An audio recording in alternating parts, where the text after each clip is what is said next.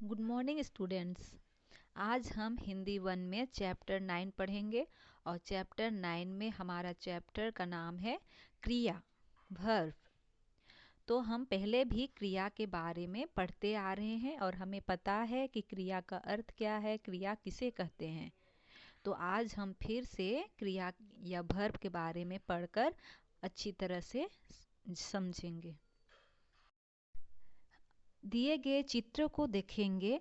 बिल्ली दूध पीती है, सरिता सो रही है, बारिश हो रही है। तो इन चित्रों के आधार पर लिखी गई है पीती है, रही है और हो रही है। क्रमशः बिल्ली, सरिता और बारिश इन सभी का क्रिया को बता रही है, अर्थात ये क्रियाएं हैं। जिन शब्दों से किसी कार्य के करने या होने का बोध हो उन्हें हम क्रिया कहते हैं। वाक्यों में क्रिया शब्दों का रूप कर्ता के लिंग और वचन के आधार पर बदलता है। तो हम जानेंगे किस प्रकार बदलता है। क्रिया पर लिंग का प्रभाव देख रहे हैं। लड़का पढ़ रहा है, बकरा घास खा रहा है, लड़की पढ़ रही है, बकरी घास खा रही है। क्रमशः पढ़ रहा है, खा रही है, ये पुल्लिंग है। और पढ़ रही है, खा रही है, ये स्त्रीलिंग पर क्रिया का प्रभाव पड़ रहा है। तो इस प्रकार हम देख रहे हैं कि क्रिया पर लिंग का प्रभाव स्त्रीलिंग और पुल्लिंग के आधार पर किस तरह से किया जाता है। क्रिया पर वचन का प्रभाव। लड़का पढ़ रहा है, बकरी घास खा रही है, लड़के पढ़ रहे हैं, बकरियां घास खा रही है। इसमें पढ़ रहा है, खा रही है, ये एक वचन में है, और लड़के पढ़ रहे हैं और खा रही है, ये बहुवचन में है। इस प्रकार हम देख रहे हैं कि क्रिया पर वचन का प्रभाव एक वचन और बहुवचन के अनुसार किस तरह से पड़ता है।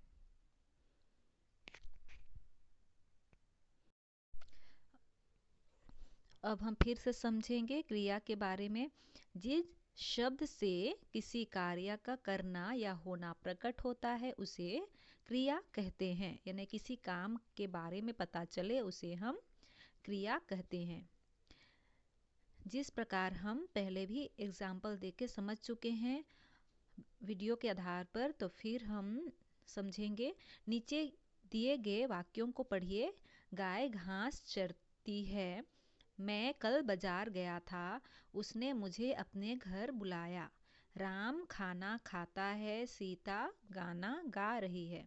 इन वाक्यों में चरती है, बुलाया, गया था, गा रही है और खाता है, ये किसी न किसी कार्य का होना प्रकट हो रहा है। इन सभी के बिना वाक्यों का अर्थ स्पष्ट नहीं हो सकता था। ये सभी शब्द क्रिया कहलाते हैं।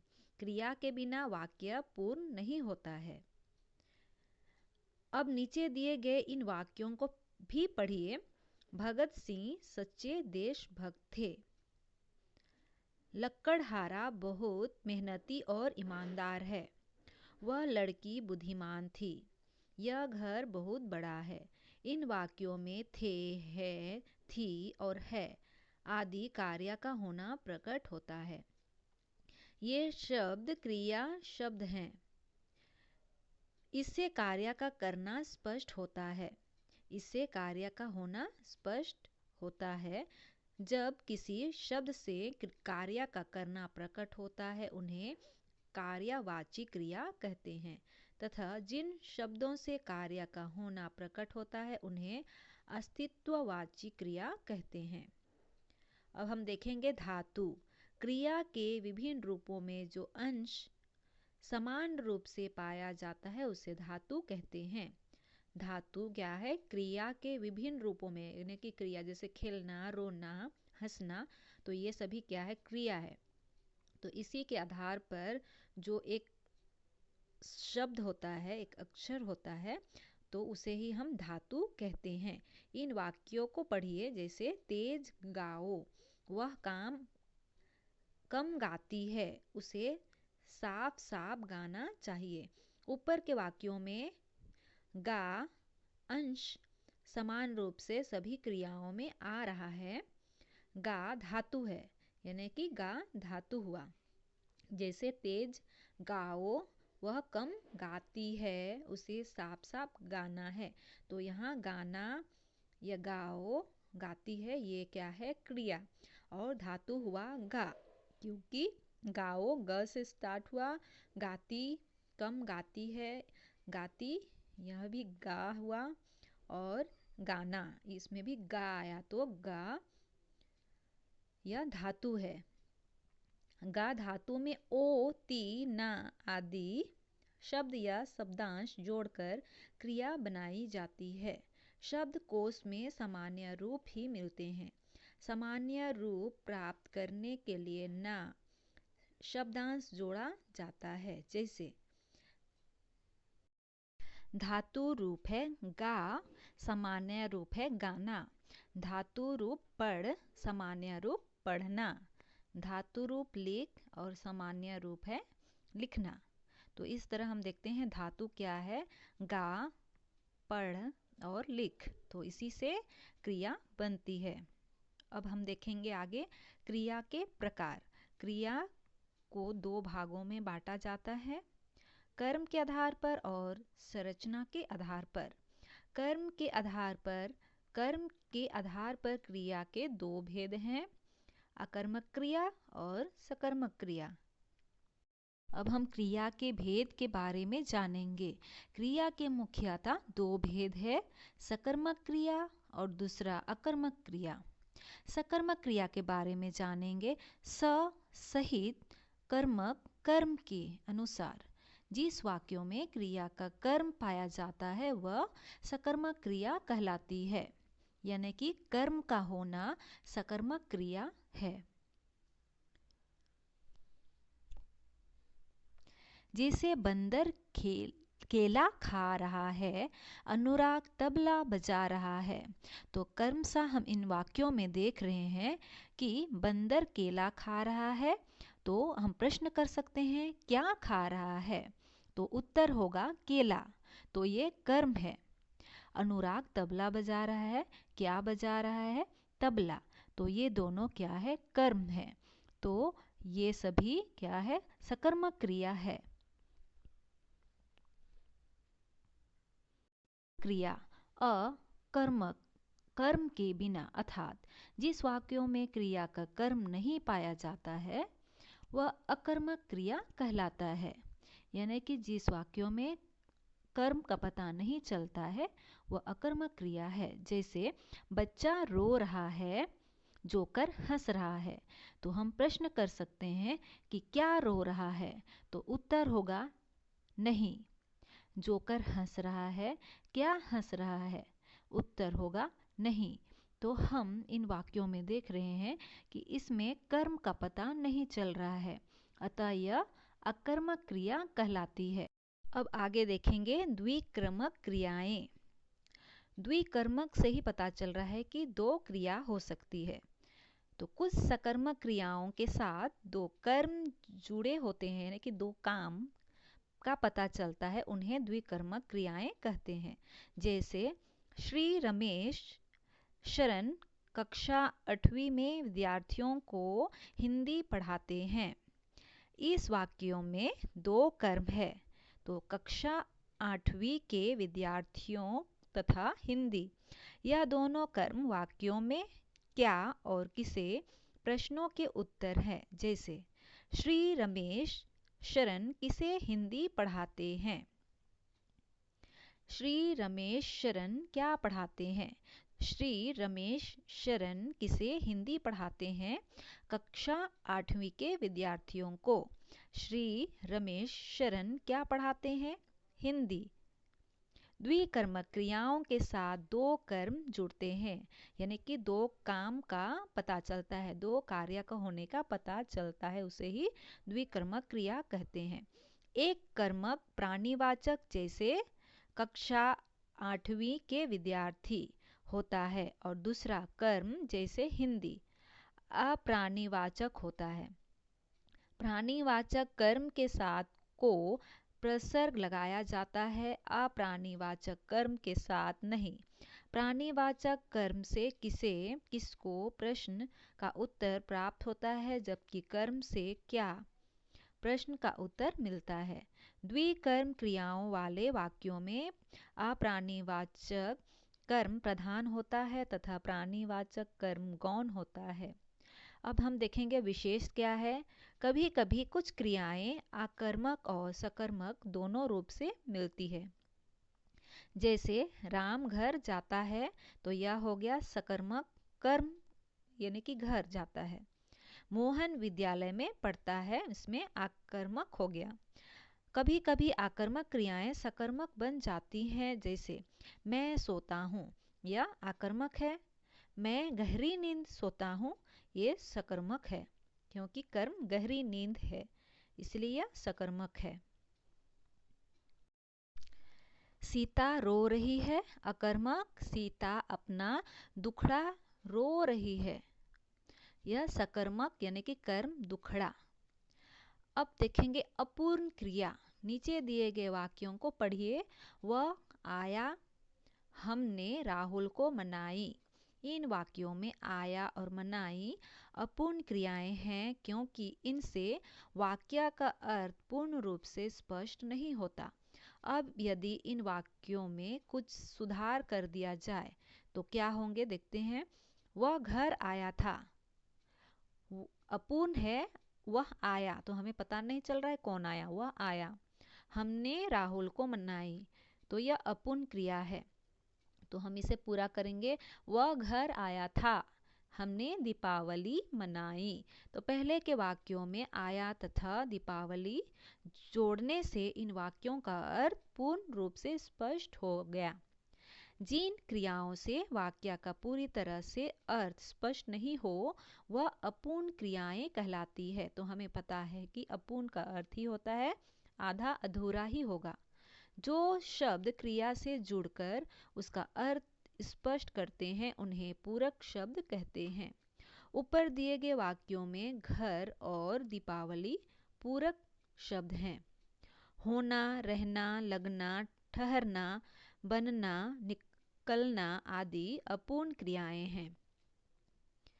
अब देखेंगे दूसरा, संरचना के आधार पर। संरचना के आधार पर 5 प्रकार की क्रियाएं हैं, सामान्य क्रिया के अतिरिक्त होती है, जैसे संयुक्त क्रिया, प्रेरणार्थक क्रिया, नम धातु क्रिया, कृतक क्रिया और पूर्वकालिक क्रिया। ये सभी संरचना के आधार पर है। संयुक्त क्रिया, जिस क्रिया में दो या दो से अधिक क्रियाओं का एक साथ प्रयोग किया जाता है, उसे क्रिया को संयुक्त क्रिया कहते हैं। तो हमें सुनकर ही पता चल रहा है कि संयुक्त का अर्थ क्या होगा।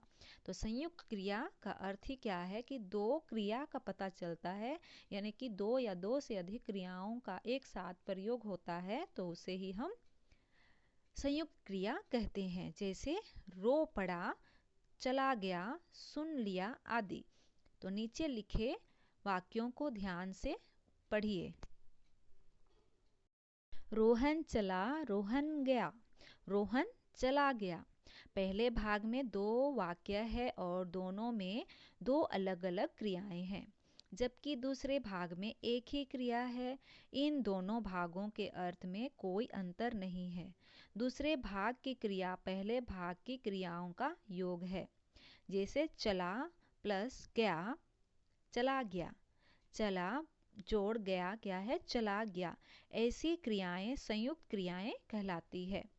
संयुक्त क्रिया में जो क्रिया पहले लिखी जाती है मुख्य क्रिया होती है, और अन्य क्रियाएं उसके अर्थ में कुछ और परिवर्तन कर देती है। पहली क्रिया को मूल क्रिया और बाद की क्रियाओं को रंजक क्रियाएं कहते हैं। जैसे नीचे लिखे वाक्यों में सुन मूल क्रिया और लिया था रंजक क्रिया है। प्रेरणार्थक क्रिया, अब देखेंगे आगे हम प्रेरणार्थक क्रिया। तो हम संयुक्त क्रिया के बारे समझ गए हैं कि संयुक्त का अर्थ ही है कि इसमें दो क्रिया जुड़ी होती है। तो आगे हम देखेंगे प्रेरणार्थक क्रिया। जिस क्रिया से ज्ञात हो कि कर्ता यानी कि जो करने वाला है वह स्वयं कार्य ना करके किसी दूसरे को कार्य करने की प्रेरणा दे रहा है, यानी कि किसी के जरिए वो अपना काम करा रहा है, वही प्रेरणार्थक क्रिया कहलाता है। नीचे लिखे वाक्यों को ध्यान से पढ़िए। विद्यार्थी पुस्तक पढ़ता है, शिक्षक विद्यार्थी से पुस्तक पढ़वाता है। तो पहले वाक्यों में पढ़ता से बोधक होता है कि कर्ता, कि स्वयं कर्ता कर रहा है, स्वयं कार्य कर रहा है। दूसरे वाक्यों में पढ़वाता से बोध होता है कि कर्ता किसी के जरिए करवा रहा है, यानी कि स्वयं कार्य नहीं कर रहा परंतु किसी अन्य को काम करने की प्रेरणा या आदेश दे रहा है। ऐसी क्रियाओं को प्रेरणार्थक क्रिया कहते हैं। प्रेरणार्थक क्रिया दो प्रकार की होती है, प्रथम प्रेरणार्थक तथा द्वितीय प्रेरणार्थक। प्रथम प्रेरणार्थक क्रिया क्या है? प्रथम प्रेरणार्थक क्रिया वह होती है जिसमें कर्ता स्वयं भी किसी कार्य में सम्मिलित होता हुआ दूसरों को वह कार्य करने की प्रेरणा देता है, तो उसे प्रथम प्रेरणार्थक क्रिया कहते हैं। वह उसे रुलाता है, माँ बच्चों को सुलाती है। अब देखेंगे द्वितीय प्रेरणार्थक क्रिया। द्वितीय प्रेरणार्थक क्रिया वह होती है जिसमें कर्ता स्वयं किसी कार्य में सम्मिलित न होते हुए दूसरों को वह कार्य करने की प्रेरणा देता है। जैसे वह हमें लड़कों से पिटवाता है, माँ बच्चों को नौकरानी से सुलवाती है। तो सामान्य क्रिया मैं भजन सुनाता हूँ, प्रथम प्रेरणार्थक क्रिया है मैं उन्हें भजन सुनाता हूँ। द्वितीय प्रेरणार्थक है मैं उन्हें गायक से भजन सुनवाता हूँ। फिर सामान्य क्रिया है हम पढ़ते हैं।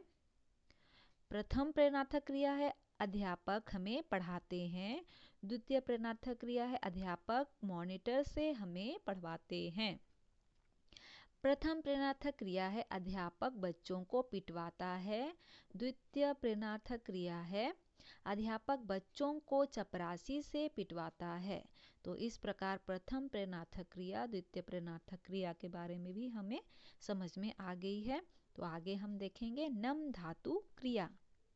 जिन क्रियाओं का निर्माण संज्ञा, सर्वनाम या विशेषण शब्दों से की जाती है उसे हम नम धातु क्रिया कहते हैं। नाम धातु क्रिया जिन क्रियाओं का निर्माण संज्ञा, सर्वनाम या विशेषण शब्दों से की जाती है उन्हें ही हम नाम धातु क्रिया कहते हैं। जैसे लज्जा से लजाना, चक्कर से चकराना, बात से बतियाना आदि। संज्ञा शब्दों से बनी क्रियाएं जैसे झूठ से झूठलाना, बात से बतियाना, शर्म से शर्माना, लज्जा से लजाना, दुख से दुखाना। और दूसरा है सर्वनाम शब्दों से बनी क्रियाएं अपना से अपनाना। और तीसरा है विशेषण से बनी क्रियाएं हिन हिन से हिनहिनाना, साठ से सठियाना, भिन भिन से भिन भिनाना, दोहरा से दोहराना आदि। तो ये सभी नम धातु क्रिया के अंतर्गत आते हैं। तो आगे हम देखेंगे कृतंत क्रिया। कृदंत क्रिया क्या है? जिन क्रियाओं का निर्माण शब्दों के साथ प्रत्यय जोड़कर किया जाता है उन्हें कृतांत क्रिया कहते हैं। जैसे आया, चलता आदि। पहला वर्तमान कृतांत। ये धातुएं प्रायः वर्तमान काल में ही प्रयुक्त होती है, यानी कि अभी चल रही है तो उसे ही वर्तमान कृतांत कहते हैं। जैसे पढ़ जोड़ ता पढ़ता, गा जोड़ती गाती आदि। अब दूसरा है भूतकालिक कृतांत। ये धातुएं भूतकाल में ही प्रयोग होती है। जैसे जाग जोड़ आ, जगा, गा जोड़ या, गाया आदि। अब देखेंगे आगे अंग पूर्वकालिक क्रिया। जिस मुख्य क्रिया से पूर्व आदि यदि कोई दूसरे क्रिया प्रयुक्त हो तो उसे पूर्वकालिक क्रिया कहते हैं। तो पूर्व से ही हमें पता चलता है कि पहले, पूर्व का अर्थ है पहले, तो कालिक का अर्थ समय। तो जिस मुख्य क्रिया से पूर्व यानी कि पहले समय में ही हो चुका है का पता चले, यदि कोई दूसरी क्रिया प्रयुक्त हो तो उसे पूर्वकालिक क्रिया कहते हैं। जैसे सोकर, जागकर, पीकर।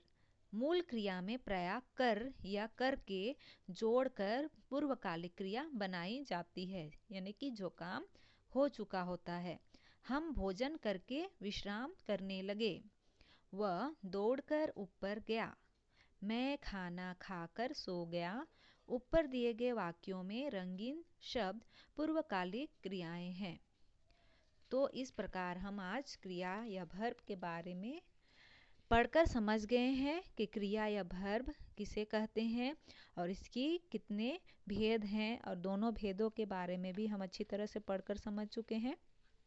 तो और एक बार अच्छी तरह से आप पढ़ लीजिए, अपना पाठ्य पुस्तक के आधार पर आप पढ़िए, और समझ में नहीं आया तो आप दोबारा पूछ सकते हैं।